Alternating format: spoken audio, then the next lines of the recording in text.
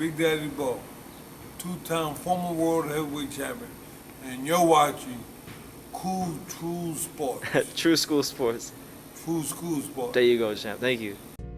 My flow, my show brought me the dough that brought me all my fancy things. My crib, my cars, my clothes, my jewels. Look, homie, I done came up and I ain't changing. You should love it way more than you hate it. Oh, you mad? How come that you be happy I made it?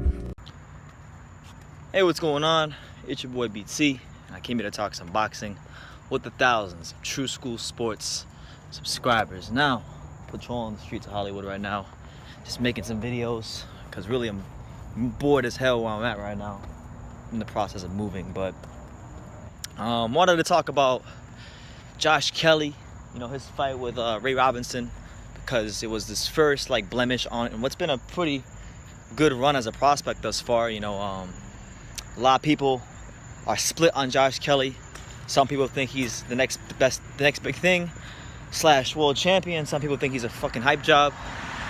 If you're people who think he's a hype job, then this fight right here would give you all the ammunition you need to call him such things, you know, such as a hype job. He fought Ray Robinson, and Ray Robinson is a solid welterweight. I wouldn't say he's special because he doesn't have any power, but he has good reach. He has good amateur experience, so he definitely knows his way around the ring. He's been a solid fighter in the professional ranks of boxing. He's fought tons of world-class fighters. Sean Porter and your Dennis Ugas are two fighters that definitely come to mind when we speak of Ray Robinson. So he's not a bum, but he's not world-class. So if you're someone with the hype of a Josh Kelly, you have to look good in a step-up fight like this. And you know, to be fair, the first half of this fight, I thought he looked really good. He was outthinking Robinson. He was outworking Ray Robinson. His speed proved to be a massive difference through the first 4 to maybe 5 rounds, 4 to 5 rounds. But then I would say around the midway point of the fight, Kelly hit a wall. Kelly hit a wall, and you could see that his sharpness from round 5 on was slowly but surely decreasing. So what happened was, as it was decreasing, his movement stopped, and as his movement stopped, Ray Robinson began to cut the ring off on him. And as Ray Robinson began to cut the ring off on him, Ray Robinson began to land significant shots, both to the body and the head, on Josh Kelly, and he was taking rounds off Josh Kelly. Now, I believe this was a 10-round fight for Josh Kelly, and I remember when I watched it live, I scored it 7-3 in favor of Josh Kelly. I thought Ray Robinson did better in the second half of the fight, but I still think Josh Kelly was his quickness, his dexterity of his punches, the way he was throwing his punches, how he was throwing them, was keeping Ray Robinson off balance just enough to nick the rounds. But I did say when I was live, I said, look, he won 7-3, but I clearly remembered that there was 2 swing rounds in that fight. So if you give those 2 swing rounds to Ray Robinson, then the fight is a draw. So I was not gonna be mad at a draw, because I felt like Josh Kelly, as much as I like him and as much as I rate him, and I still rate him after the fight, because as a prospect these things can't happen. And you know, some of the best fighters right now in boxing have had some tough fights early on in their careers against guys they're supposed to blow out. One UK fighter that comes to mind is Tyson Fury. You know, he had a fight with John McDermott, and a lot of people thought he lost to John McDermott. But in the rematch, he beat John McDermott. So it's the same thing here with Josh Kelly. He's gonna fight Ray Robinson. He's probably gonna fight Ray Robinson again. And we're looking, you know, for those of us who believe Josh Kelly is world championship material, and I am one of those people. We want to see better things from him in the next fight, because as good as Ray Robinson is, he's a well-schooled fighter.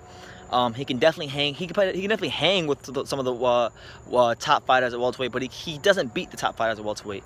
He is a gatekeeper, a tough gatekeeper, but a gatekeeper nonetheless. And if you're Josh Kelly, you got to be beating guys like this and doing it in an impressive fashion. So I was disappointed in his overall performance. You know, he started quickly, but he faded. And that's been to me, that's my biggest worry for him, is not so much his skills, not so much if he can hang with the top fighters in the world from a skill standpoint, because I think skill for skill, Josh Kelly, as he matures and gets better, will be able to handle any fighter out there. at least in his younger years, you know, fighters with his kind of a style, they decline when they get older, because Josh Kelly is very much a fighter that relies on reflexes, athleticism, and things like that. But you know, early years he should be doing good. So, you know, I was disappointed, but hopefully he'll have a chance to redeem himself. I think Ray Robinson deserves a rematch. You know, from the Ray Robinson side of things, it was his second fight this year against a notable welterweight, and it was another draw for him against notable welterweight. You know, he fought Kavaluskas from Top Rank in a tough fight, which I thought he lost that fight too, Ray Robinson. I actually thought he lost that fight in more convincing fashion than this fight. This one I thought could have won either way, and I was mad at the draw. So, you know, he's had a year where he's gonna be thinking to himself, man, if he would have just did a bit more, he could be sitting pretty at welterweight right now with some big wins on his resume. But you know, that's the way the cookie crumbles. It was a matchroom card, and you can't expect them to give him the decision against one of the big prospects. But I don't think the decision was wrong. I think a draw was fair. But I personally had it scored 7-3 in favor of Josh Kelly, because like I said, with Ray Robinson, he was good. He was losing a lot of... Like, the funny thing is, in this fight, the rounds Josh Kelly was winning early on in the fight, he was winning them by the hairs of his chinny chin chin. So, you know, I'm not mad at anybody who thinks Ray Robinson won this fight. And at bare minimum, you know, even though Ray Robinson hasn't necessarily gotten a win against Kavaluskas or gotten a win against Josh Kelly, his stock is going up, because, you know, Ray Robinson for his whole career has been known as a gatekeeper, or a tough gatekeeper.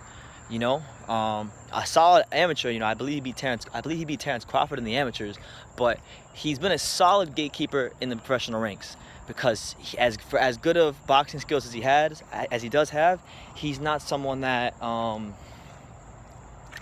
you know, beats the top guys. He doesn't have a lot of power. He doesn't have fight-changing power, and his boxing skills are good and they're competent, but they're not good enough to outbox the top guys.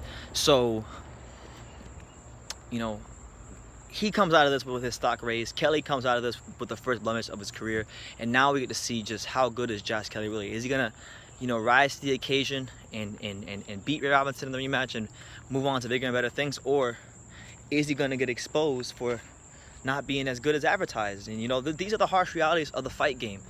You know, you can look good against cannon fodder opposition, but you're always gonna have that one step-up fight. And for Josh Kelly, this was that step-up fight, and he didn't quite step up the way he needed to step up in a fight of this magnitude. So I'm disappointed in his performance.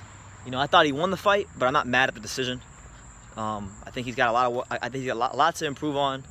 You know, he's a traditional Adam Booth trained fighter. You know, Adam Booth fighters love to box their hands down. You can look at George Groves, you can look at David Haye. You know, they box their hands down. So Adam Booth fighters all have the same strengths, and most of them have the same weaknesses, which is that they box really well from mid-range, they can box well from the outside, and they're all traditionally above average to elite athletic fighters. Josh Kelly is no different. He's basically the welterweight David Haye on steroids, pretty much, because not actually on steroids, but I'm exaggerating. Like he's welterweight David Haye in terms of his fighting style. He doesn't have the power David Haye had at cruiserweight, but I'm saying in terms of the way he fights, boxing with his hands down, throwing combinations, not being able to be a average to above average inside fighter. The same deficiencies many Adam Booth fighters have. What's his name? Josh Kelly has. So, you know, not really a fan of fighters who box their hands down. You know, I really think probably the best Adam Booth fighter ever, or a recent memory, is probably George Groves.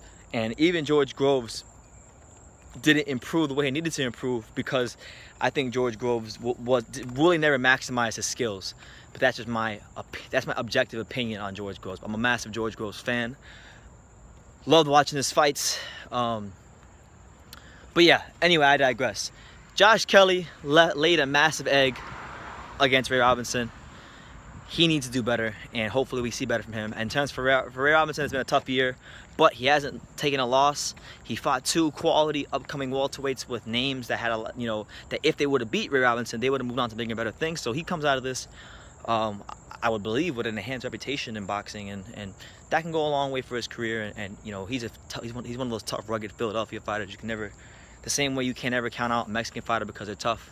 Same thing with these Philadelphia guys. These Philadelphia guys will rise to the occasion, even if you don't think they're that good, even if you don't think that they're fighters with that extra bit of quality. They have Philadelphia fighters. I don't know if it's something in the water over there, but they just have that toughness, a special side, sort of inner toughness that just doesn't exist in most fighters. And you know, I got to give Ray Robinson credit with that. So, you know, I hope they have a rematch. It was a good fight, and that's my take on it. So, you guys let me know what you think in the comments down below about Ray Robinson versus Josh Kelly and Josh Kelly's performance. You know, do you think he's a hype job? Do you leave this fight with Josh Kelly saying, man, he's not as good as Eddie Hearn said. He's not as good as Matchroom Boxing was trying to tell me, and I don't think he's going to be a world champion.